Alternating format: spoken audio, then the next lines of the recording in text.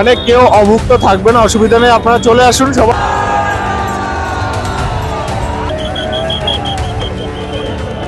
আগামীকাল জগন্নাথ কিন্তু এখানে আসতে চলেছে এবং এত ভিড় হয়েছে মানে তোমাদের ভাবনা যেখান থেকে শেষ হচ্ছে তারও লক্ষ গুণ উপরে।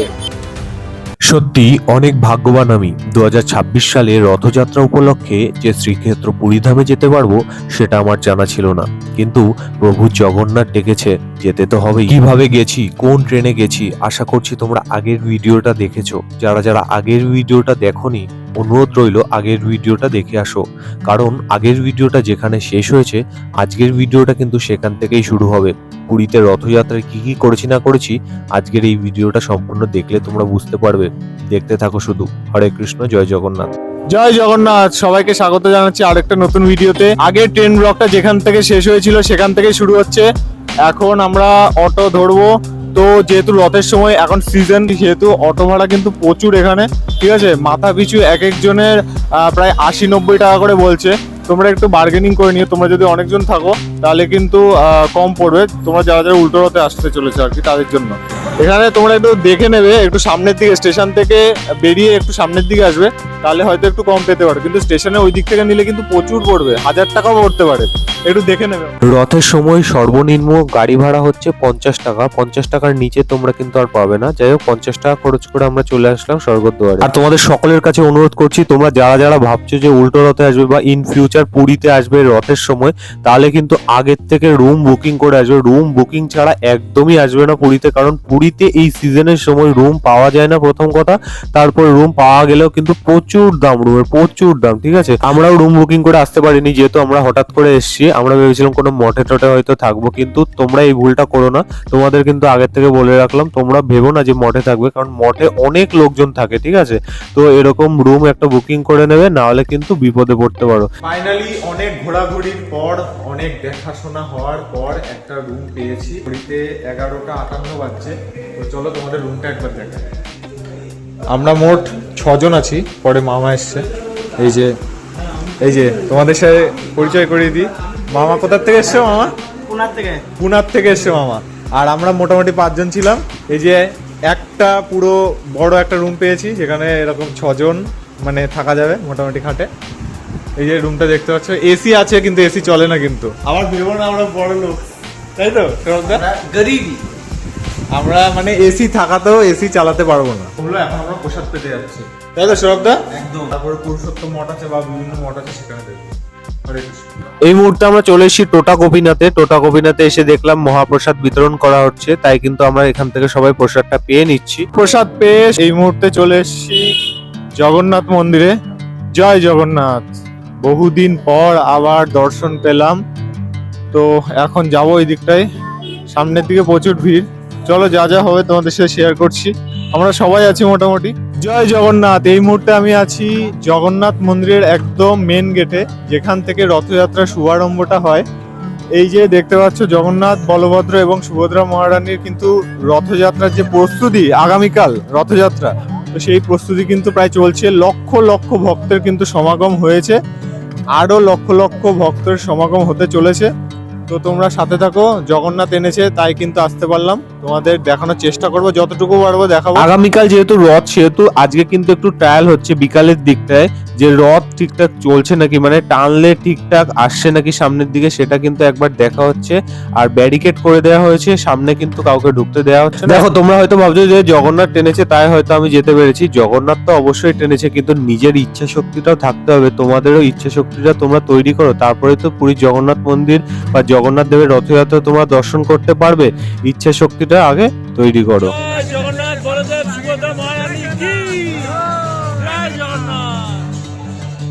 এখানের ভিড়টা একবার জাস্ট তোমরা দেখো, কতটা ভিড় এখানে রথের একদম ঠিক সামনে। জয় জগন্নাথ, একদম মন্দিরের মেন গেটে।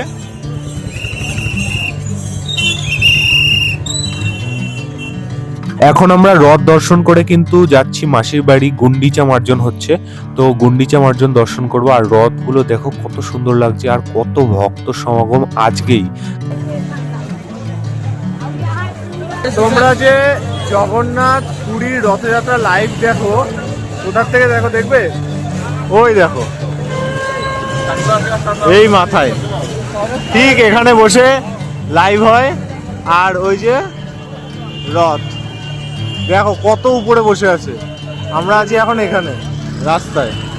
আর মাত্র কিছু ঘন্টার অপেক্ষা, তারপরে শুরু হতে চলেছে বিশ্বের বৃহত্তম রথযাত্রা। আমরা গুন্ডিচা মন্দিরের দিকে যাচ্ছিলাম আর দেখলাম রাস্তার এই পাশে, মানে যে রাস্তা দিয়ে জগন্নাথ কালকে হেঁটে যাবে, সেই রাস্তার এই পাশ আর এই পাশ কিন্তু ভান্ডারা দেওয়া হচ্ছে।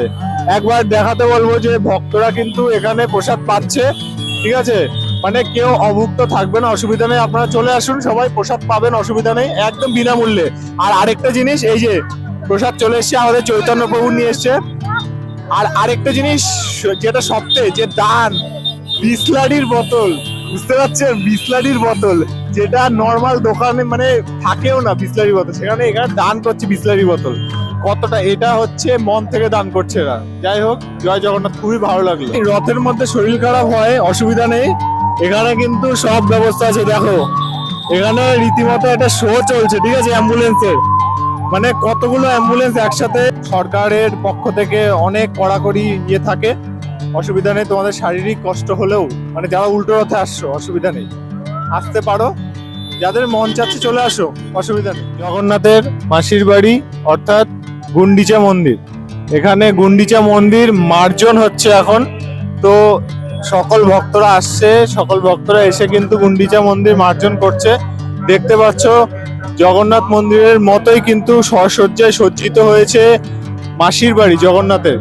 তো আগামীকাল জগন্নাথ কিন্তু এখানে আসতে চলেছে এবং টানা 7-8 দিন কিন্তু এখানে থাকবে, তারপরে আবার ফিরে যাবে। হরে কৃষ্ণ, জয় জগন্নাথ। বহু প্রতীক্ষার অবসান ঘটিয়ে আজকে সেই দিন। হ্যাঁ, আজকে হচ্ছে জগন্নাথ দেবের রথযাত্রা। এখন যাচ্ছি জগন্নাথের রথ দর্শন করতে পুরীতে, এই প্রথমবারের জন্য।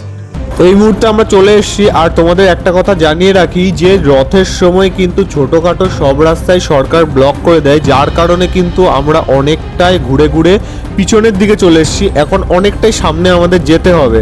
প্রথম কথা বলে দিই, আমার ফোন কিন্তু আইফোন না, তবুও আমি বৃষ্টির মধ্যে ভিডিও করছি কিভাবে আমি জানি না।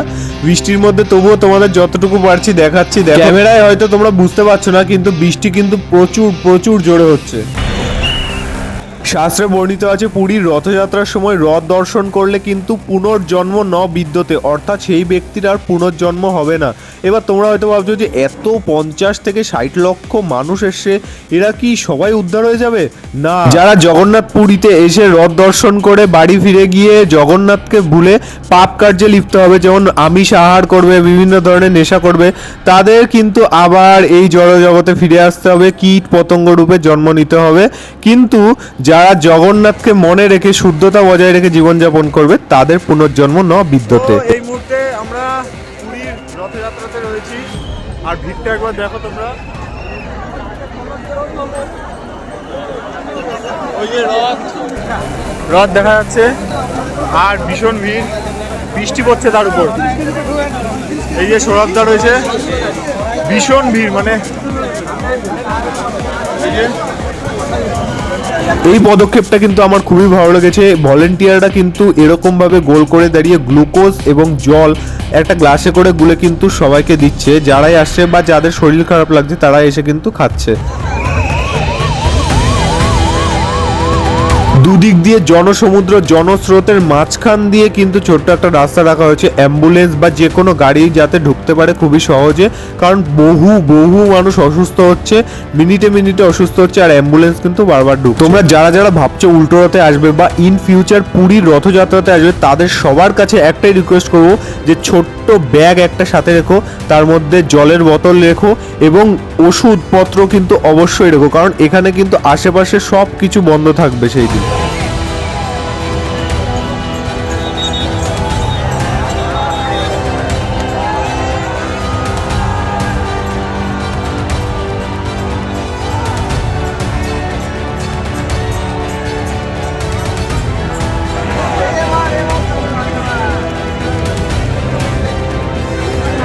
কি বলবো বন্ধুরা, যত সময় বাড়ছে মানুষের ভিড় মনে হয় ততই বেড়ে চলেছে। মানে এ যেন এক জনসমুদ্র, মানে আমি সামনেও যেতে পারছি না, পিছনেও যেতে পারছি না। মানে তোমরা কিন্তু সেভাবেই এসো, যারা মন থেকে শক্তিশালী, শারীরিকভাবে শক্তিশালী, তারাই কিন্তু একমাত্র পুরীর রথযাত্রাতে দাঁড়িয়ে থাকতে পারবে। এছাড়া বয়স্ক মানুষ তো একদমই পারবে না।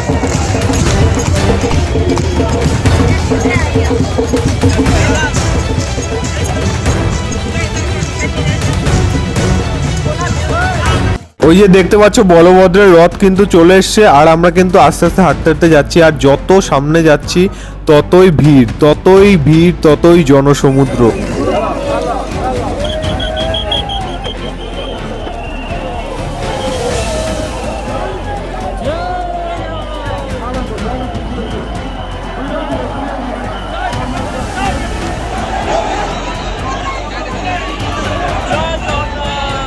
টানা 5-6 ঘন্টা অপেক্ষা করার পর যখন রথের দড়ি টানলাম, চোখে রীতিমতো জল চলে এসেছিল। সেই মুহূর্তটা কেমন ছিল আমি তোমাদের বলে বোঝাতে পারবো না। যাই হোক, রথ দর্শন করে রথের দড়ি টেনে এখন চলেছি রুমের দিকে। মানে এত ভিড়, চাপাচাপির মধ্যে আর থাকতে পারছিলাম না। যাই হোক, এখানে ভান্ডারার থেকে একটা এরকম গ্লুকন্ডি মতো দিয়েছে, এটা খেতে খেতে কিন্তু এখন রুমের দিকে চলে যাচ্ছি। আর সত্যি কথা মানে খুবই ভালো লাগলো, বলে বোঝানোর মতো না। মানে এই মাত্র রথের দড়ি টেনে আসলাম। যখন পুরী আসি ভেবেছিলাম যে হয়তো মানে রথটা শুধু দর্শন করতে পারবো। এত ভিড় হয়েছে, মানে তোমাদের ভাবনা যেখান থেকে শেষ হচ্ছে তারও লক্ষ গুণ উপরে। কি বলবো, এত ভিড় মিনিমাম 25-30-40 লাখ মানুষ একসাথে। বিশ্বাস করবে না তোমরা। এই যে সৌরভদা বসে আছে, কেমন লাগলো বলো? ভালো লেগেছে। আমিও ভাবতে পারিনি যে দর্শন করতে পারবো ভগবানের। সত্যি মানে রথের দড়িটা আমরা টেনেছি, কিভাবে যে টেনেছি আমরাই জানি। যাই হোক, খুবই ভালো লাগলো।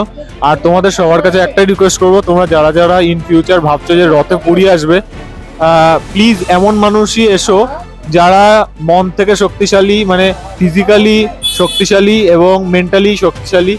মানে এত ভিড় দেখে অনেকে অজ্ঞান হয়ে যাচ্ছে, বুঝতে পারছো তো? যাই হোক, আজকে জীবন সার্থক, সত্যি জীবন সার্থক। জয় জগন্নাথ। এই যে তোমরা সবাই মিলে জগন্নাথকে দর্শন করো। নীলাচল নিবাসায় নিত্যায় পরমাত্মনে বলো ভদ্র সুভদ্রবাং জগন্নাথায় তে নমঃ।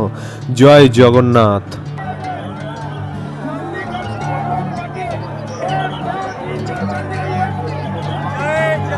রথের দড়ি টানার পর কোনো রকম ভিড়কে কাটিয়ে রুমে আসি। রুমে এসে এত শরীর খারাপ লাগছিল, ঘুমিয়ে পড়ি। তোমরা বুঝতে পারছো যে 3-4 ঘন্টা টানা বৃষ্টিতে ভিজেছি, জ্বর তো আসবেই। মানে 3-4 ঘন্টা টানা বৃষ্টিতে ভেজার পর রথের দড়ি টেনে রুমে আসি, আর মানে মাথা শরীর পুরো ব্যথা হতে থাকে, তারপরেই জ্বর চলে আসে। যাই হোক, এখন ওষুধ খেয়ে সুস্থ আছি। যাই হোক, রথযাত্রার ভিডিওটা তোমাদের কেমন লাগলো? ফার্স্ট টাইম পুরী ধামে রথযাত্রা কাটালাম, আর এক্সপিরিয়েন্স কেমন হলো আশা করছি তোমরা বুঝেছো। তো যাই হোক, তোমরা যারা যারা উল্টো রথে আসছো তারা অবশ্যই একটু সাবধানে রথের দড়িটা টেনো। তো যাই হোক, সবাই খুব ভালো থেকো, সুস্থ থেকো। হরে কৃষ্ণ, জয় জগন্নাথ।